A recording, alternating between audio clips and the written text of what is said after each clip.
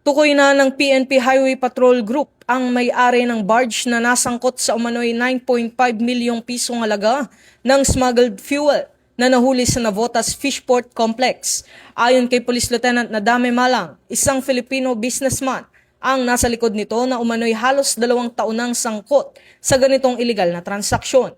Bagamat hindi pa pinangalanan dahil sa patuloy na investigasyon. Naaresto ang kapitan ng barge at walang tauhan matapos maaktuhang tumatanggap ng fuel mula sa isang truck sa Pier 5, Market 3 noong ika-7 ng Abril. Iniimbestigahan pa kung may pahintulot ang mga sospek na magbenta ng produktong petrolyo habang inimbitahan rin ang may-ari ng truck, isang negosyanteng babae, upang magbigay ng pahayag. Nahaharap ang siyam na naaresto sa paglabag sa Presidential Decree No. 1865 habang nasa kustodiya pa ng HPG ang barge at ang truck. Ito ang bagong PNP para sa bagong Pilipinas. Serbisyong mabilis, tapat at nararamdaman.